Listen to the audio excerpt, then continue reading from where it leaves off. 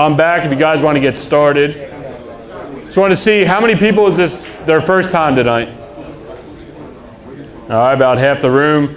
The other half of the room came back again and again. We thank you.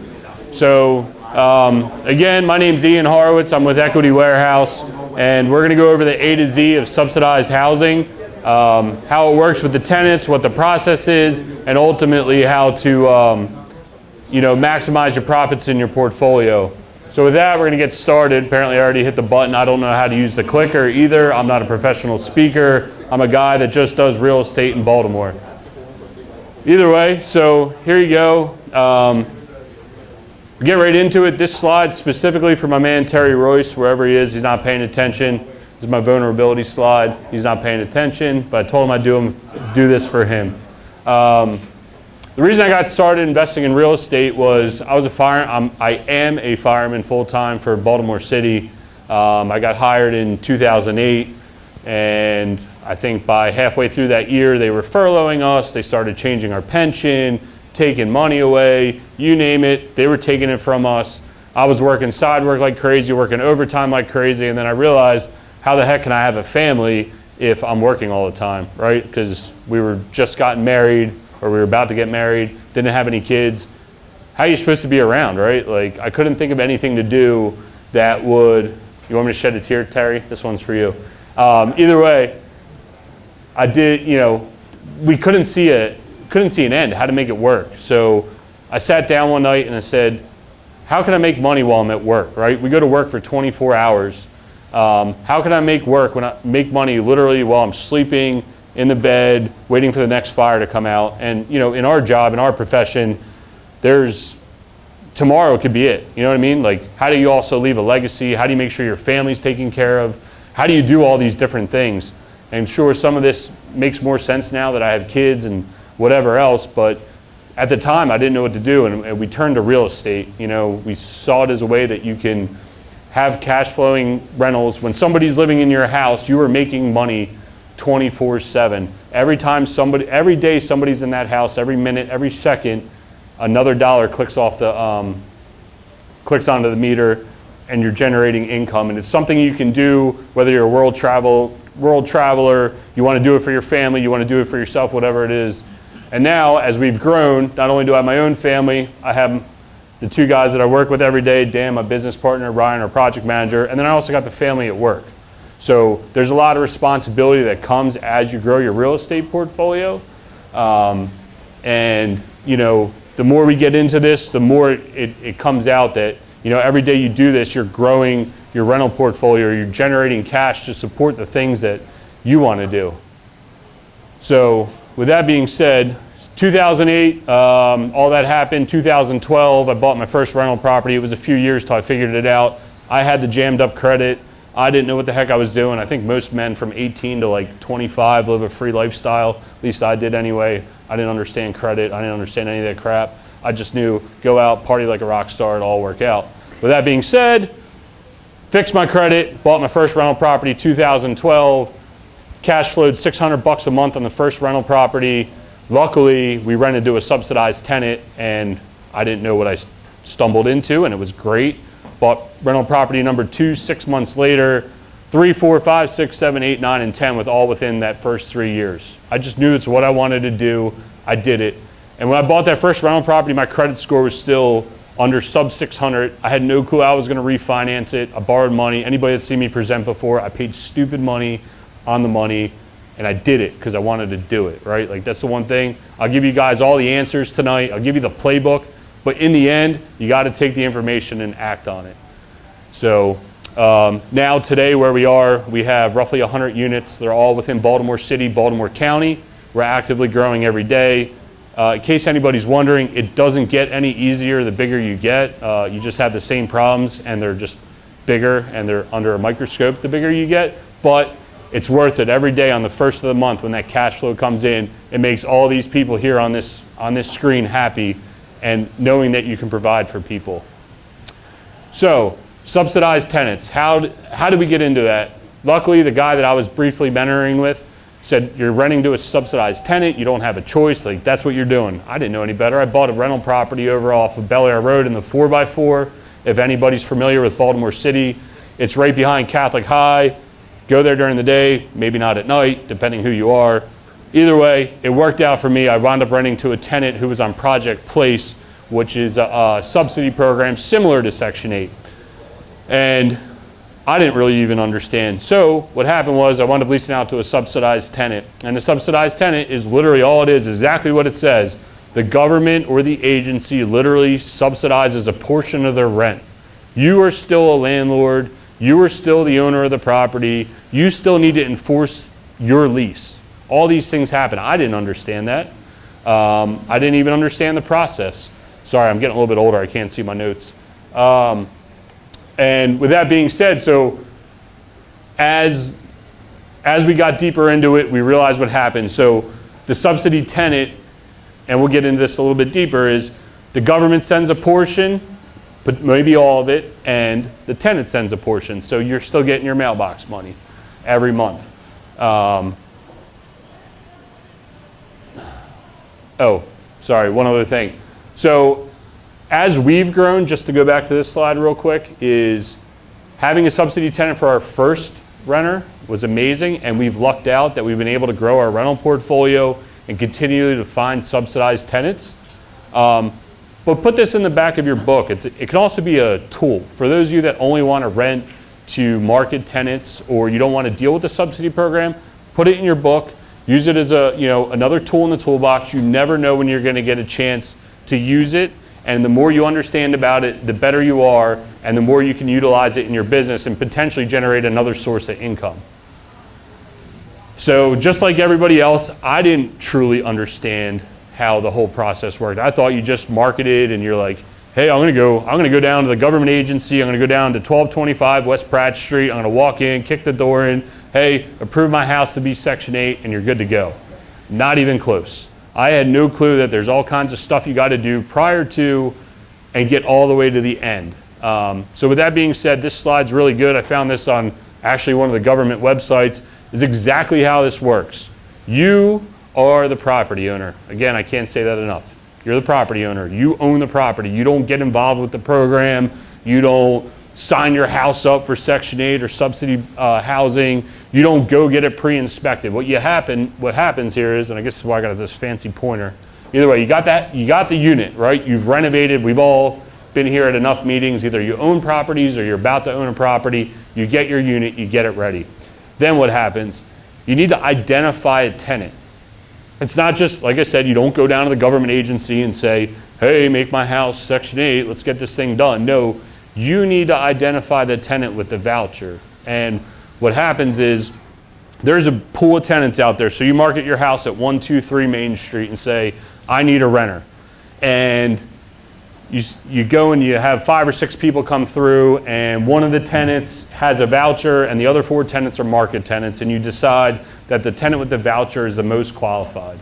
So what happens is you get a voucher, you actually submit that voucher. At that point, you're starting to enter into the subsidy program. And we'll go over how to submit a voucher. There's a lot of key information on there. You submit the voucher, then from there you got to pass an inspection. I'll talk a lot about the city and the county. I don't know Howard County, Anne Arundel County, Hartford County's process. I can tell you a lot about the city and the county. In the city, you got to pass an inspection as well as the county. Section 8 is a national program, so everybody has to do this. You need to pass an inspection. In the city, it takes a few weeks to get generated. Once you pass your inspection, you're going to sign a lease, and we'll go over whose lease you sign. You don't necessarily sign the government's lease, you sign your lease. Then you finally get paid, which I think is the coolest part. And then ultimately you have an annual inspection, you have continued maintenance every month. So that's the process. Again, I can't stress enough in this part is you need to have the unit, you need to identify the tenant. There's no magic wand, there's nothing that I do any different than anybody else. I go to gosection8.com, I find the tenant placement people, I find people that specialize in this niche. The other thing is you want to know is it's technically discrimination. You can't say I'm only renting to a voucher tenant, and you can't only say that you're renting to a market tenant. That is technically discrimination by law. Is anybody going to jam you up on that? I don't know. But with that being said, again, make sure that you know what you're getting involved in, make sure you know how you want to market, and make sure you know how you want to qualify your tenants.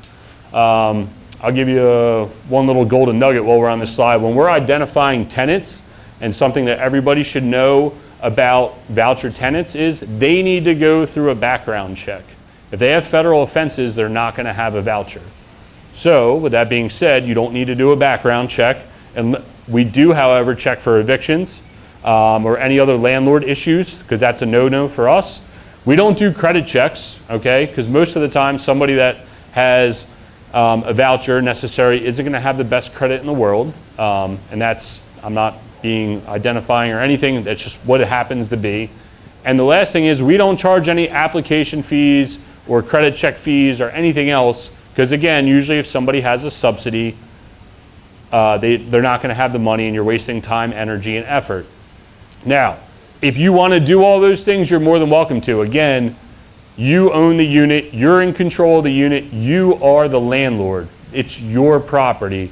You don't want to rent to that tenant, you don't want to rent to a voucher tenant, find ways to disqualify them, okay? So if you want to charge all those things, you want to do all these things, that's completely up to you.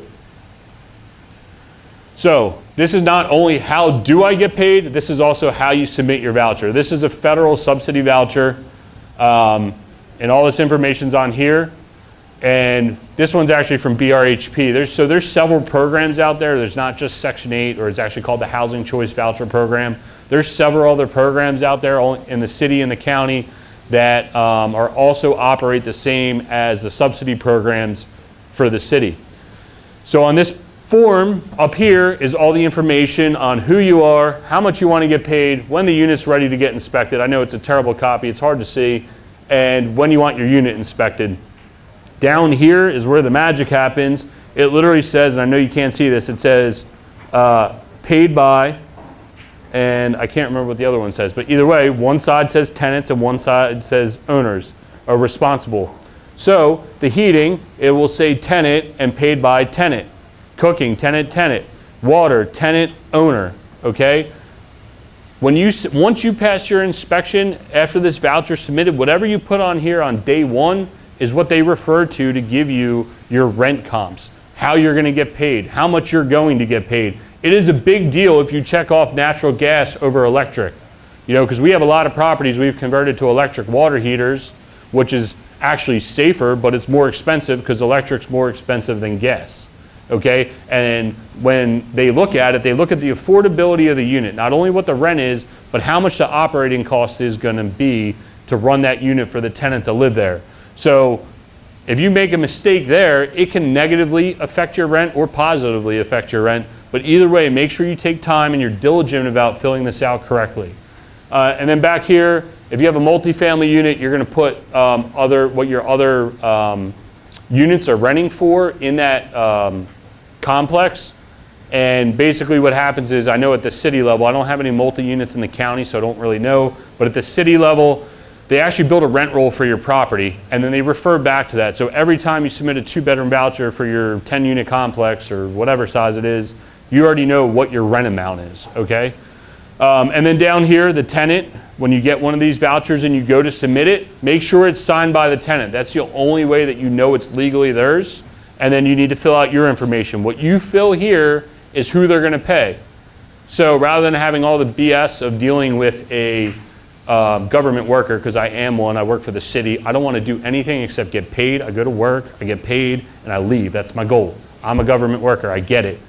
Don't make them do the extra work to fix what they need to fix to put the information. So if you want your LLC paid here, great. If you want your name paid here, great. If you want your property manager to get paid here, you're going to need to make sure you have a management agreement, or if your property manager is handling this for you, they will have a management agreement between you and the landlord, or the landlord and the management company, and they will need to submit that with this voucher to prove that they can get paid. So there we go, how to get paid. The next step, after you submit your voucher, it's going to generate an inspection, okay? And like I said, at the city level, it's a little lengthy, 2 to 3 weeks, and I'm being kind. But 2 to 3 weeks, you'll schedule an inspection. County level, a lot of silence, boom, they'll show up, they're going out the next day. I will say the city is way more organized than the county. The county's a little more old school. You call Bob up and he takes care of you. The city, everything's online, it's great. This is, if you guys go on BRHP's website, Baltimore Regional Housing Partnership, they have a very good inspection list of what to look for. And I get asked a lot, what the heck goes on in an inspection? You're like, what do you got to do? You need to pass this, you need to pass that. No, it's literally a home inspection. And now for the city and the county, I'm talking about Baltimore City, Baltimore County, you need to do a home inspection anyway, right, to get your rental license. So you need to do that anyway. If you can pass that, I promise you, you can pass this, because the city and the county allows you to use your inspection report as your home inspection, okay? What to look for, electric hazards. That's, life safety hazards are number one. You're looking for electric hazards such as loose outlets, open knockouts in the circuit panel, exposed wires. Basements, guys, if you have unfinished basements, which I highly suggest, look for up in the ceiling for your junction boxes. A lot of times they wind up uncovered. Plumbing, make sure everything flushes, make sure there's no water leaks. It happens during construction. It happens to us. We try to find everything. Sometimes you just can't. HVAC, make sure it's on. So the other thing is, if you have a house that you just bought and you don't have the utilities on, you can't get an inspection. They need to be able to come in, do their inspection, and that the utilities are on. If it's supposed to heat, it needs to heat. They will come in with a heat gun. If it needs to cool, because you have central air, which I highly suggest, make sure it operates. Make sure it gets cold. Dumb stuff, bathroom, toilet seats, make sure they're tight. I know it sounds dumb. Literally, grab the toilet, shake it, make sure the toilet is secure. Loose tiles, loose flooring. Again, it's dumb stuff, guys. Remember, government workers trying to get their job done. They're coming in, they're not trying to cause no crap. Steps with 3 or more hand railings. That's a big one, because a lot of times out front people forget that there's 3 steps to get in the house, 3 steps to the basement, 3 steps out the back door. Put the handrails in. Cracked concrete, that's always a fun one because it's usually expensive. Look out for cracked concrete, cracked asphalt, holes in the ground, anything that could be a rat infestation, a bug infestation. Seal up everything in your basement where your pipes go out the back wall, okay? Make sure they're sealed up. We literally just got jammed up 2 days ago because we put in a new sump pump because we were trying to do the right thing. The guys forgot to seal up around it and we failed the inspection. It happens. Other than that, if it's there, make sure it works. If it's not there, make sure it's completely gone, all right? And we'll get into that slide a little bit later, but if you have a dishwasher there, it needs the work.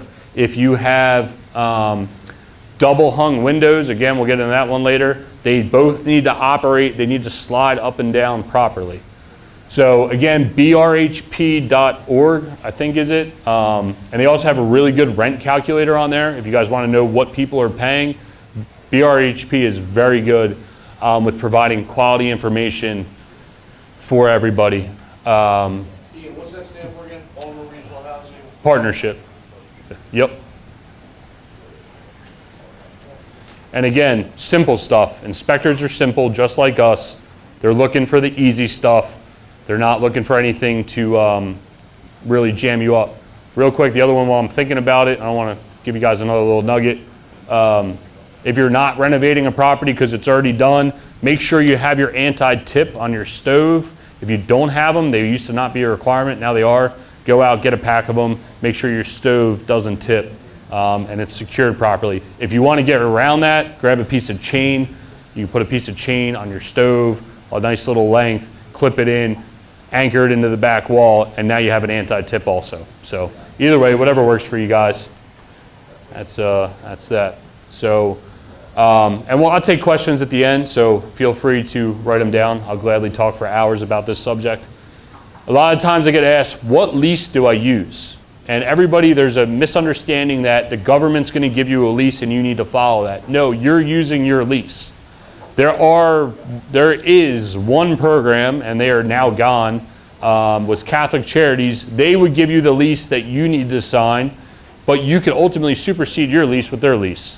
So it was really a big waste of time. Either way, you were renting to Catholic Charities, you were not renting to the tenant. So with that being said, you get to use your lease. And you know, if you're just getting into this, spend the time, spend the money, go to a lawyer. Don't just print something off the internet. Print something that's vetted. Understand what you're leasing. Understand what's in your lease. Make sure you're protected. Make sure the tenant's protected. Make sure everything's clearly spelled out. And I'll tell you why. You're going to wind up in court. Whether it's an eviction, it's a beef, you're going to wind up downtown seeing Miss Nelson or Miss DeMatti because something happened with you and your tenant. You're going to need to, it's like going to the principal's office. Either way, you need to know what's in your lease. You need to have a stance for what you're talking about. One of the bullet points in our lease is the tenant is responsible for the grass and the snow. If it is not taken care of, if fines issued, they need to pay the fine. And if we need to remove it, they will be billed double whatever the expense is of the snow, of the grass, okay? So again, know what's in your lease. You're gonna want, like I said, you're gonna wind up in a courtroom. It's gonna happen. Once you have more than one property, your exposure's up there. The other big thing about your lease, and in ours, it's really hard to see. And I didn't want to do a presentation from the slide deck and just stare at slides, but since it's up here, we put how much the rent term is, then we put how much the rent is, and then down here we put how much the portion, how much is paid by housing, how much is paid by the tenant at the time of the signature of the lease. So it's clearly stated so people thoroughly understand what the responsibility is. Past that, we also put the prorated amount. So there's no beef, there's no question. Luckily now in the city, you can either move in on the 1st, you move in on the 15th. You can't move in on the 16th, the 12th, the whatever. There's no random dates unless you're a emergency move. In the county, you can move any day of the month and you move. So you need to know that prorated amount because it's going to affect you. You need to know what the tenant's responsible for. They're not just prorating their portion, the tenant's portion is also prorated. Other than that, know what you want to enforce in your lease, know what's in there, know how to use it, and be very clear who's paying for what. At the end of our lease, we actually put in a whole page that literally states service calls are going to cost this. You lose your keys, it's going to cost you $50. If we need to change the locks, it's another $50. That costs time, money, energy, and effort. We also put in there, if you miss an appointment, it's a $25 charge. Guess what? Tenants stop missing appointments when they got billing. Remember, you're in charge of your property, you're in charge of your lease, you are the landlord. This is not, Section 8 doesn't say, or sorry, subsidized housing doesn't say you can't do this. You are still the landlord, you still enforce your lease. Okay, so real world management stuff, and we spend a lot of our time managing properties now since we have about 100 of them. It does consume some time, but we're building it from the ground up, okay? We're building the whole thing out. We believe that managing your property, nobody will manage it the same way we would. We've been afforded, luckily, our job allows us to have a lot of free time. Nowadays, we all have cell phones. All the information is literally right here. We do everything on Dropbox and whatever else. You have access to everything. I think it's very easy to manage nowadays. And again, if you go back to your lease, you have a lease that's proper, if you understand the system, you are going to be able to manage your properties better than anybody else. The problem, property managers, they're managing a ton of people's properties. They're just putting out fires over and over and over again. You're not necessarily, potentially not get the best management in the world. So with that being said, make sure you have systems in place. As dumb as it sounds, when a tenant calls, they can tell when you're confused. They can tell if you're having issues. Have a clear-cut process. With that being said, as we grew, nobody got our cell phones anymore. And I know I've talked about this several times when I've been up here. Take the time, get a Google Voice number, get a Vumber number, get a CallRail number, whatever the newest thing is. Spend the money on it, okay? When tenants have your cell phone, they think you're the owner, they ask for that much more. When they feel like they're calling an office, when they feel like they're talking to the property manager or the maintenance man, completely different conversation than when I say, hey, I'm the owner, what do you need? Well, I want a screen door, I want blinds up, I want this, I want that. Hey, I'm the maintenance man, what do you need? This is broken, can you just fix it and get out of my hair? Two completely different conversations. So again, going back to having systems in place, make sure you have somewhere they can call, they can access you 24/7. Our message and our move-in sheet literally says, if you want faster response, shoot us a text. If we have to call you back, it's going to take some time until we get back to the office. This also curtails a lot of service calls. This curtails a lot of the babysitting. We don't mind fixing the property, because it's our investment, it's our asset. We want to make sure it's properly taken care of. But we also want to curtail the babysitting of one ant walk through the door. Well, does that really constitute a service call right now? No, but if you have an infestation of ants, yes, we'll treat it. So that covers being proactive with maintenance, right? Get ahead, okay? A lot of the times, today I fielded a call with an inspector, and she said, Section 8 wound up screwing up. They didn't download the information properly for the annual inspection, and the tenant called and said, I'm concerned because I don't know what's going on. And we told her, look, this is the issue. So she called just to verify, and then the inspection person said, well, what's wrong? Okay? And then it turned into this whole thing that we weren't fixing the property and it was this huge beef. And I said, no, the tenant's a good tenant. She doesn't really call with any problems. I'm sure it's just a misunderstanding. And she just wanted the house fixed because she didn't want us in her hair, and she only wants to deal with the program one time. So with that being said, if you're proactive with your maintenance and your tenants see that you take care of the property and you're not a slumlord, they're usually going to take care of the property. The more you can present to them that, look, this is a business, this is an asset, we're taking care of this, take care of it just the same way we would take care of it, you get the same respect. The next point relates to the next slide, so I'm going to do it now. Make paying your rent super easy. The more ways your tenants can pay rent, the more easy it is for you to collect it, right? That's the name of the game. We're all here to get paid, right? We want to make money. We want to get out of our W-2 jobs. We want to do whatever. The easier you make it to pay your rent, the better. Now, I'm not saying go drive down to Catholic High or the 4x4 and go pick up cash rent. That's ridiculous, okay? You got to remember, you have one house today, that's fine, but if you have aspirations to have just 5 houses, 10 houses, 100 houses, imagine going to see 5, 10, 15, 20 people to go pick up your rent, and then they're not there because they messed up their schedule.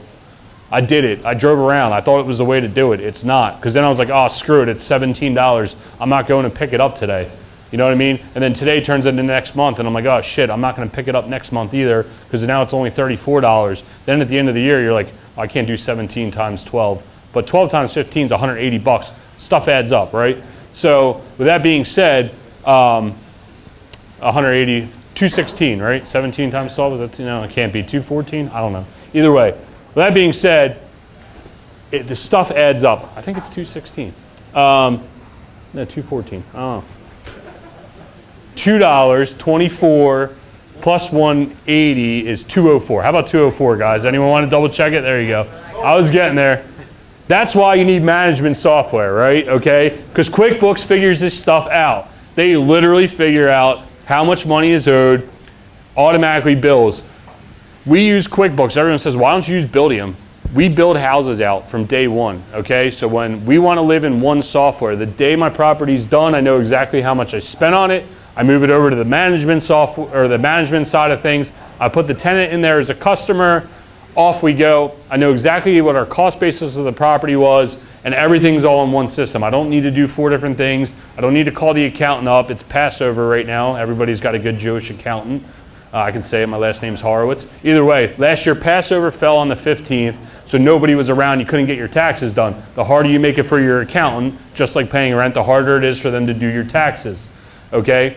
So with that, we use QuickBooks for management software. Yes, Buildium, AppFolio, Propertyware, whatever other ones out there today. I don't even know anymore. QuickBooks. I use QuickBooks. If you want help, I can tell you how to use QuickBooks. It's super easy. It takes some time once you understand it. QuickBooks has the availability to take ACH payments. It has the availability of taking credit card payments.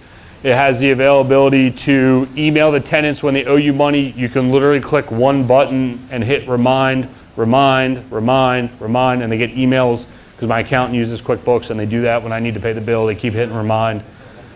Management software. We've used them all. By far, QuickBooks is the easiest. And I'll tell you what, the other thing I'll tell you is everybody thinks that you're going to use this whole back-end management of dispatching your service guy and he's going to get the thing right on his phone and he's going to shoot over to you. Unless you're on a multifamily property where everybody's in one spot or you got thousands of units and you have multiple service contractors, yes, I thoroughly agree. Personally, I think it's too much. I think it's easier to keep a spreadsheet. We do weekly construction meetings and we literally keep all the information on a whiteboard and we check them off as they come in. Our maintenance guy comes in, he says, I'm doing this service call, this service call, this service call, checks them off and off he goes. I think accounting is way more important than managing your service calls. And it's not because I'm just trying to collect rent. You need to know your numbers. You need to know when to file your evictions. You need to know the cost basis of your property.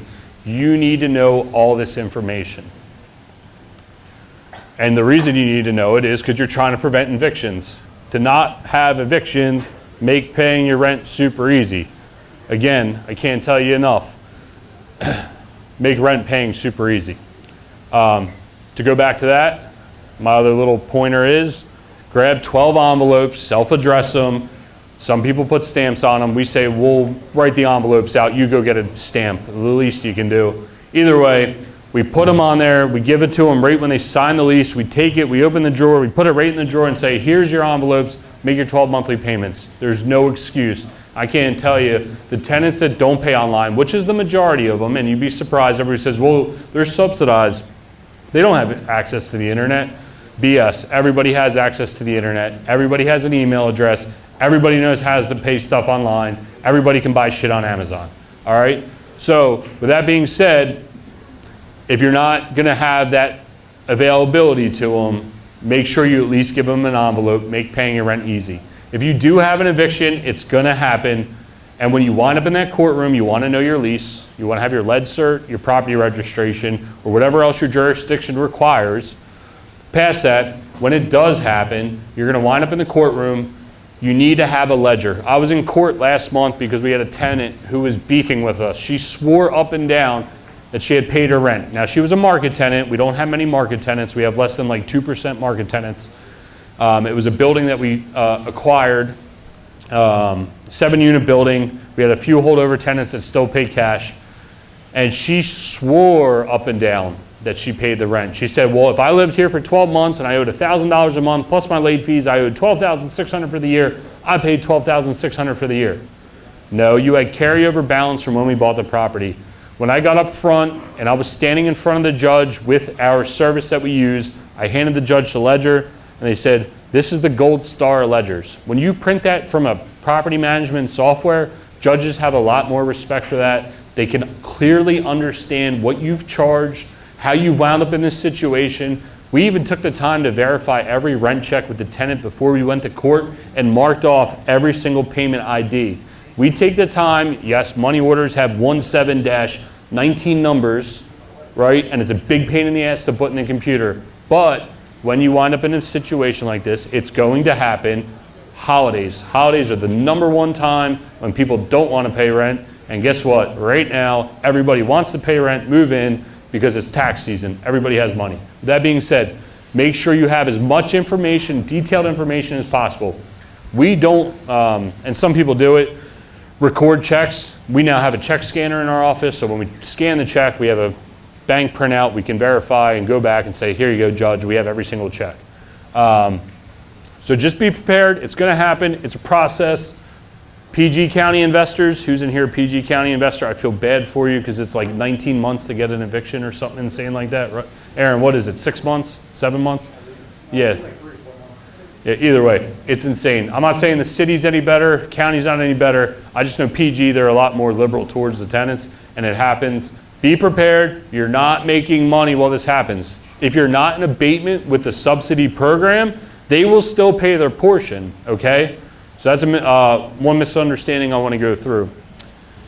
If you have a subsidy tenant and you are evicting that tenant, and you're evicting that tenant, you're not in abatement. Abatement's when you failed an annual inspection, a 24-hour violation, you didn't fix it on time, you're not getting paid rent, that's abatement, okay? But let's say you're not in abatement, Miss Smith hasn't paid you her $15 for 2 months now, you file an eviction, and, which I'm not saying to do, you usually want to have a little bit higher threshold because it's expensive. Either way, you file this eviction and you're going through the process and it takes 3 months. Well, the program's still paying you for their portion, the $985 for that 3 months. You're just evicting on that $15 portion, okay? Now, every program has a coordinator, a liaison, whatever the heck you want to call it. I call it the principal. Miss Nelson, Miss DeMatti at the county, they are literally like the principal. You go and tell mommy, hey, this happened, we're in a big fight, like, can we get this resolved? They go to every eviction hearing. Well, that's a lie. The city goes to every eviction hearing. They will make sure that what you're saying is true. They will not defend either side. They will not protect either side. They will simply say, yes, Your Honor, here's the lease. This is what they're supposed to pay. We agree with the ledger. The person's behind that much, okay? So as you go through this eviction process, you're still getting paid. You're evicting on the tenant not paying. And what happens is if you do go fully through an eviction, you've notified the program, you submit the proper court documentation, what happens is they will actually potentially lose their voucher, right? The tenant could potentially lose their voucher for not paying their rent. It has to be an act of God for them to retain their voucher for getting evicted, because that's like a big no-no. So guess what happens? Most of the time, most people find money, they're able to redeem, they don't go fully through the eviction process because they don't want to lose the voucher. However, a lot of times they wind up moving out of your unit, try to go to the next landlord and try to jack them up. Either way, just know when you file the eviction, that's your legal pressure, that's your chance to force the situation to get them to pay you. What I was saying about the $15, our threshold is, it used to be $500, now it's down to like $250. Usually when a tenant hits like a $250 threshold, that's when we say, okay, you can't afford anymore, you're getting filed on. For a long time, we were at $500, but if you do 500 times 100 units, that's a lot of money. I'm not good with math today. What was that, $5,000, $50,000? Either way, it's a lot of money to leave hanging out if every tenant didn't pay you.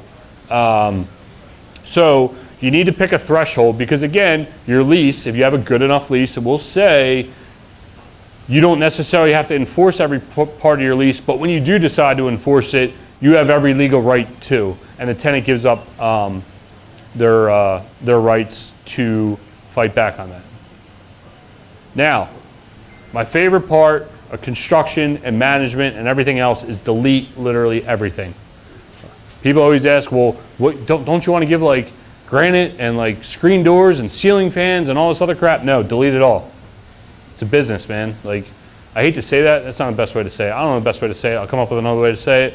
Delete it all. Your headache, right? If I'm sleeping in that fire, if I'm out on a fire all night because I'm working and I get up the next morning and the tenant says my screen door broke, do I really want to go out at 7 a.m. and go fix that? No, I want to go home and go to bed, right? Like, the other thing is, you're away wherever, you need to fix all this stuff. So, get out your pens and papers because I'm going to give you a list of stuff to delete. It's literally everything, right? Delete your screen doors, delete your ceiling fans, delete your hanging lights, delete your dishwashers, delete your garbage disposals. I know garbage disposals are great. I have kids too. Everything goes down the garbage disposal. Get rid of it. Front and rear water spigots. If you saw our latest Facebook video, we go over a lot of this crap. Delete it all. You might need it to pass the inspection, but once you're done the plumbing inspection, if you're renovating a property, once you get your final, delete it. What else? Oh, double hung windows. Get rid of them. Get rid of them. Get rid of them. They're the best hangers for curtains in the world. Literally, they go like this, put the curtain in there and push up, break your window, and they never get fixed. Single hung windows only. Delete your double hung windows. Bathroom. Excuse me. Get rid of Your toilet paper holders, they get ripped off the wall all the time. Get rid of your thing that holds the towel, your towel ring, get rid of that, don't put it in. You do need to put a shower curtain. I highly suggest putting it because you don't want the water, because the tenant doesn't realize they don't have a shower curtain, the water spills over your tub, and it gets everything else ruined. What else can we delete? There's something else that I was just gonna tell you. I don't know, it'll come back to me. Either way, delete whatever you can. If it seems non-essential, get rid of it. Thermostats, nice, easy manual thermostat. Now I'm telling you to delete, this is what I was gonna tell you. I'm telling you to delete everything, and that includes kitchen knobs. Take them, if they're already on there, I know you can't putty them up, leave them on there. People like to hang shit on them, they break. Microwaves, gone, okay? But if you don't have kitchen knobs, and you're in the kitchen, and you're looking around, and you go, well, I wanna make this place look nice. I highly suggest spending money on granite and stainless steel, and you're probably gonna think I'm insane, but granite is durable. I'm gonna jinx myself. I'll text everybody tomorrow and say I screwed up. But I've never seen a piece of granite crack, okay? I know it's gonna happen now, but granite does not crack. Yes, they put hot stuff on it. Yes, it might spall. You can still reseal it, all right? Granite is way more durable than that shit laminate that Home Depot has. I'm sorry, makes me mad because I've replaced a lot of them counters. The laminate counters at Home Depot do not hold up, right? No dishwasher, so we have the dish rack right next to it. The water runs out, doesn't drain properly into the sink, and rots out your stupid countertop, and you wind up replacing them every year. You're in the bad seat, I'm like spitting, I apologize. What else? So the stainless steel, it's an amenity, right? It's not that much more expensive to put a stainless steel package in, especially just for a stove and a refrigerator. A top and bottom, simple open and close refrigerator. I'm not saying a bifold, anything crazy like that. Simply get a stove and a refrigerator and a stainless steel package. It's not that much more expensive. It looks cool, it's rentable, it's longevity of the tenant, sustainability. Everything we do is for rentability, sustainability, and the ease of keeping our units from being vacant. The other thing that we add, and you're gonna say I'm crazy, is washer dryers. Yes, we run the risk of the tenant washing the whole neighborhood's laundry and having a laundromat. We had that. We just got rid of that tenant. She decided to move on her own. Either way, she was washing, we're talking $400, $500 water bills. And in the city, it happens, but it was a little much. We wound up finally getting rid of her. But in the end, having a washer dryer, again, for what it costs, and usually the normal operating expense is not that much more, have that simple amenity, because there's two things here. One, you want to be able to get your house rented out. Why are you laughing at me, Pete? Either way, you want to get that house rented out. And number two, there was another reason. Rentability, and it's not that much more expensive. There was something else I was going to tell you. Either way, the washer dryers, that's it.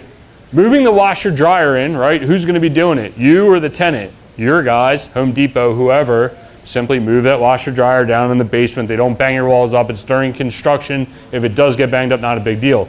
Tenant moves their washer dryer in there. They bang the walls. They break them.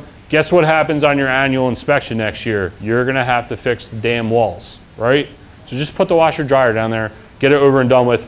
We also believe putting a refrigerator in is well worth it. The tenant has the right to bring their own refrigerator. We supply it. It's a question on the voucher. We supply it. It's worth it. It's not worth having to deal with, you're not getting a refrigerator. Plus the house looks stupid when you're trying to rent it out without a refrigerator. Another cost for a tenant to move in. Finally, I know if you see me present before, the reason I leave this slide in here, this article is now April 8th, 2014. 5 years old. They are still shutting down the public housing. Gilmor Homes, okay, where I work, like over there, Freddie Gray, all that stuff happened. That's where I work. Those homes right there, Gilmor Homes. The place by you, Perkins Homes, down by Old Town Mall. Perkins Homes, they're still getting shut down. They just moved Gilmor Homes. 138 vouchers were issued. They're still trying to find properties for the tenants to rent. They're still shutting them down. There's about 20 low-rise communities and maybe 15 high-rise. They finished that one up on Barclay, right? Barclay and 25th, that was one of them. You got like 11 West 20th. They got all these different places. They're moving these tenants out. They're issuing them vouchers, and they're turning the properties into market rate or they're having private developers actually manage a different type of subsidy program, which is called project-based, and they're leasing out to a big group, and they're actually the operators. Baltimore Housing Authority, or the projects as everybody knows them, is slowly but surely going by the wayside. Perkins Homes, I think there's like 338 families in there or something. You know, like if you're ever down by the Old Town Mall, down by the jail, that huge section that goes from Monument all the way up to, what is that? I don't know. Latrobe Homes, they're all going. Latrobe, Perkins, all of them. They're all going. There's a ton of families down there. Either way, I leave this article in there because they're still issuing vouchers. A lot of the times it comes up, well, what happens if they stop the program? Well, what happens if they raise interest rates? What happens if they do this? What happens if they do that? We're going to be in a bigger problem if they take this program away, okay? It's going to be there. There is too many families that are reliant on this program to survive every day. And yes, there's good families, there's bad families, there's everything in between. You have the people that are trying to beat the system, and we try to avoid those people, because in the end, you're trying to provide quality housing for affordable, low-income families, right?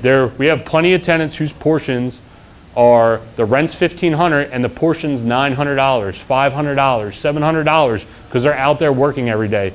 People rely on this program to survive every single day. You can look this article up, Baltimore Brew. I don't even know if they're still around. It goes over how they're getting rid of all of them, and it's still happening today. It has not been done as fast as they wanted to. It is still going on, and it will continue for a very long time.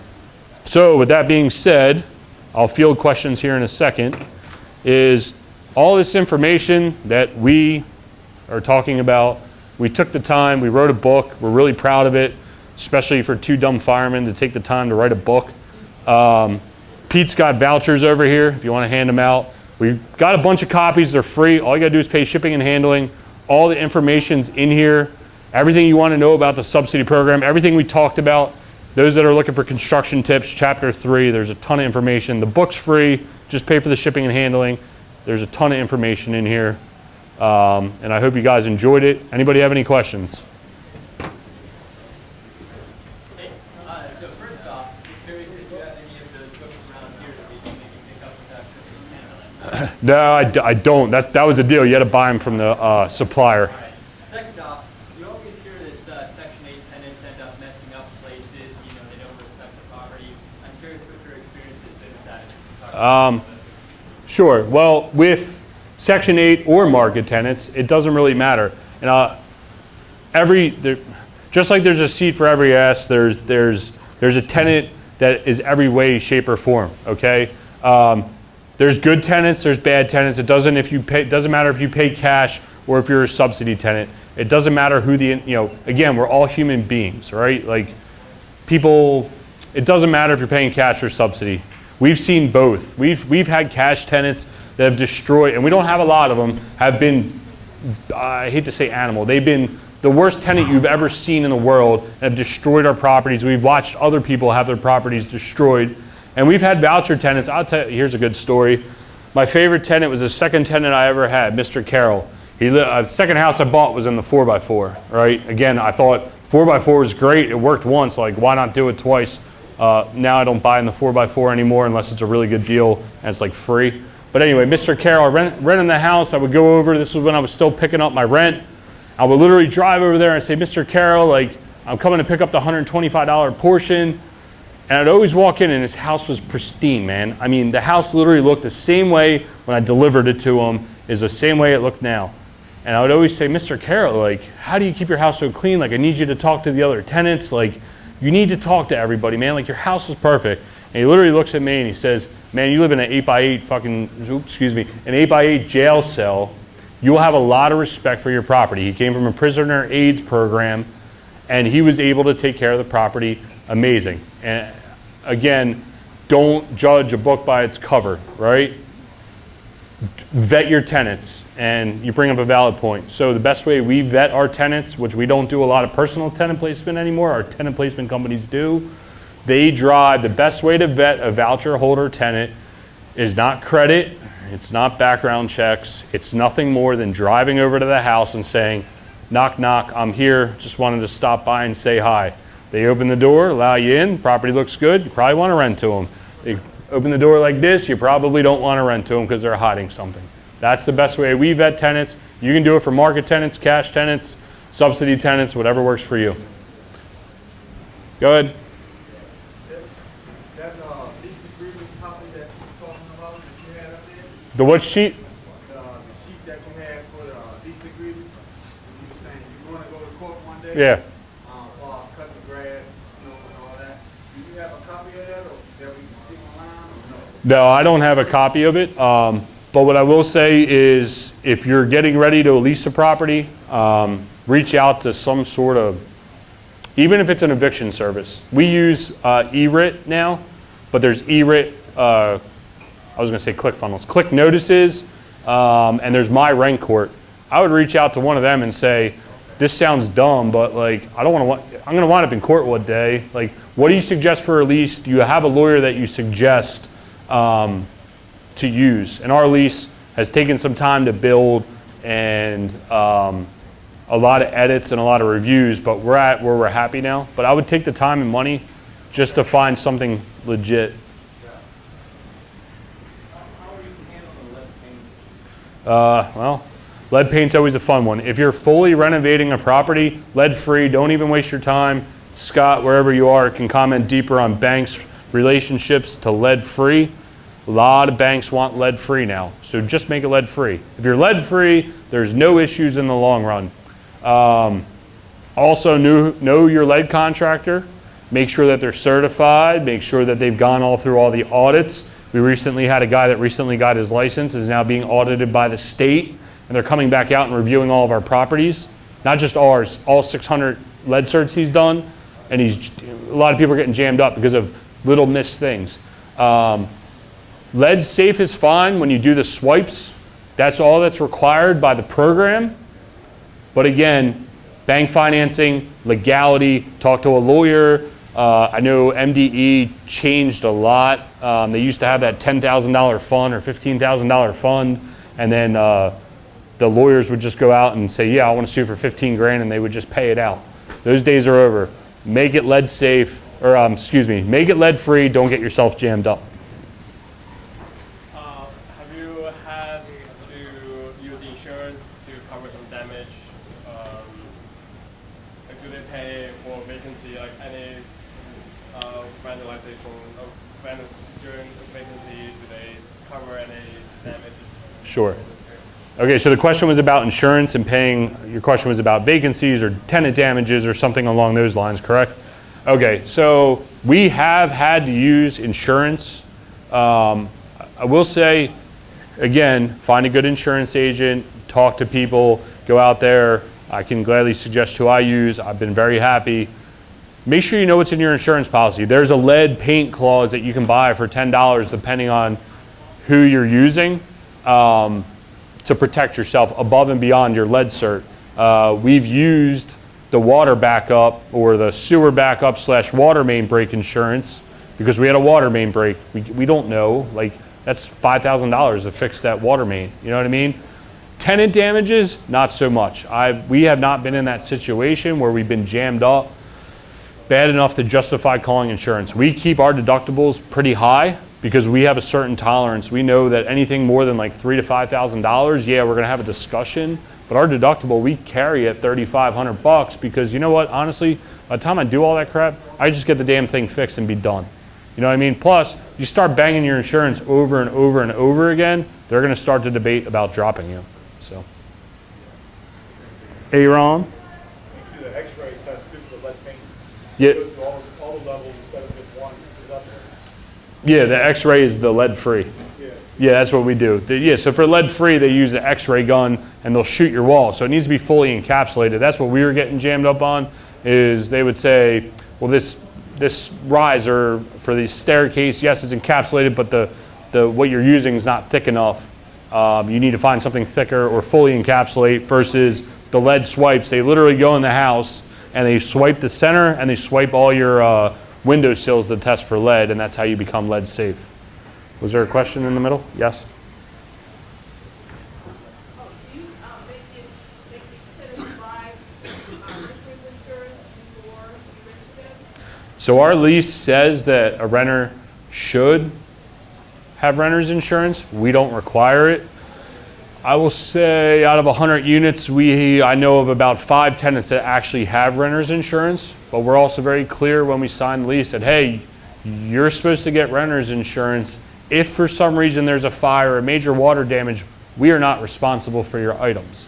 As a good landlord, if something were to happen, you know, again, everybody's human beings. I think we would help the person out. We have not been put in that situation. But yes, we always suggest the tenant, and we do not get involved with who to suggest to go find it. We just simply suggest you should probably get renter's insurance, and it could potentially be a requirement in your lease. Vadim, do you have a question? Yeah, I got 2 questions. One, water bills. Do you pin water or your tenants pin water? And also you said you take away all the toilet paper holders and all that stuff in the bathrooms. They don't, when you get your inspection, they don't require you guys to have that stuff? So no, not the toilet paper holder. Inspections are, again, pretty simple. If it's not there, it's one less thing to fail on. Toilet paper holders, if you really want to provide something, again, things get pulled off the walls. It's not worth the service call. What really jacked me up one day, we sent our guy out to go fix a broken toilet paper holder. He's like, I got to go back tomorrow. I said, dude, what do you got to go back tomorrow for? He's like, you won't believe this. He sent us a picture, and I don't know if somebody was hanging on it or something. The whole piece of sheetrock was missing. He had to replace a 4x4 section. I said, that's it. We need to do something. Dan's like, yep, delete them all. So the next house we tried it out. Nobody said anything, and off we went. We stopped putting them in. Go to Target, Wayfair, whatever it is. You're an Amazon guy. Get the toilet paper stand. Put it right next to the toilet. That's it. Water bills. The city's expensive. There's no doubt about it. It costs a lot of money to provide water in the city. But the headache, again, you have 1 unit, you have 5 units, next thing you know, you have 100 units. 1 to 10, 1 to 20, 1 to 30. Yeah, we'll bill out water bills. It's like so worth it. Then you're chasing water bills. And then the judges in the city decided that that's not an encumbrance of your lease, even though it literally says your water is a part of your lease if it's billed out. They decided that's not allowed. One judge threw this huge fit. So now when you go to evict, you can't evict because your water bill is outstanding. That's a civil case. You can only evict because rent's outstanding. So we decided recently, about a year and a half ago, 2 years ago, we pay every single water bill. So you know the subsidy program will pay you more for paying the water and the sewer. They will also, if you're insane, which I highly suggest not unless something changes down the line, you can pay the electric and gas. I don't suggest it. But if you have a house in a really bad area and it's worth it to you to get it rented out, maybe that's what you need to do. I don't do it. I know landlords that do it. You have the right to pay every utility if you really wanted to. The other thing with water bills, we're at tax season, tax sale time. You can lose your house over a water bill, right? Like you can go to tax sale. So isn't it better just to know that your water bills are paid, they're squared away, you don't have to chase a tenant, you already know you're outlaying the money, you're getting some money back. We recently did an audit. Most of the tenants were within their guidelines of what the program has designated the water bill to be. So we haven't really had an issue. So, anybody else have any questions? You mentioned that the program has a guideline for the water bills. Yeah, so when they do the rent reasonability, when they go to give you a rent offer and you want to pay the water bill, in the county it's very simple. They literally say, we're paying you this for the rent, we're paying you this for the water, we're paying you this for the other utility reimbursements. It's very clear to see. The city, you need to ask, how much are you paying for the water? You can put a caveat in your lease that says if you go above and beyond this amount every month, that we're going to start billing you. I don't suggest it because, again, you're going to wind up trying to evict the tenant based on a water bill, and it's not really worth your time, energy, and effort. You will win more than you'll lose. It's just an odds game. Sure, the tenant that was banging us for $500 wasn't worth it, but hopefully now that we have a tenant that's moving in that's a little more squared away, we shouldn't have these same issues. So. Question, Warren, do you ever mess around with coin-operated laundry? Yeah, so coin-operated laundry, we have it in our 7-unit building. Any IRS workers here, it's the best quarters we get. It's all cash. We just bought a boat with it. I mean, we collect like $100 every other week. I don't know, thing's amazing. In your single family houses, it's just not worth it, dude. Even 2 units, I don't even think it's worth it. We have 1 and a 2 unit. I don't think we've ever collected the quarters out of it yet. Like it's not worth it. So you were saying don't do a lot of multi-unit, did I hear that correct? Yeah, it's not our wheelhouse. I mean, sure, everything's scalable, right? But I know I get asked this question a lot at the end, at the roundtable stuff, is the multifamily, considerable more cash to get into the deals. Whereas if you know how to play the game right, Scott and Tony, wherever they are, can attest to this, single family real estate, there's still a way to get in and get out without having money stuck in the deal. So just for us, it's a formula, it's a machine now. Houses come in, houses go out, and it works. So I'll take these 2 last questions up here and then we'll break up into the roundtable. I heard that the city is pushing landlord to take the voucher tenants. Why do you do that? Well, I think that was the county. They were pushing for voucher tenants, but they're trying to force voucher tenants into areas, say like Towson, Whiteford, all these other different locations. But one, again, what they're doing is illegal because they're forcing a tenant to live somewhere where they don't want. That's what happened with BRHP. That's how that whole thing started. BHRP started because a tenant got killed because housing forced a tenant to move somewhere they didn't want to go. They said, no, I got to beef with someone on the street. I can't live there. Well, guess what? Someone got killed out of the deal. They want to do it. They can't legally do it. It's a way for them. And the city is doing it a little bit too. They want to have diversity amongst their program. But what they got to understand is there's 2 sides to that story, right? Like, it's not just here, rent our house, and there's no money to be made and take a loss every month. So they're doing studies, like they want more people to live in Canton and these other places because they have bigger ideas that they're smarter than us. So I don't know. I really don't know the best answer to tell you. So.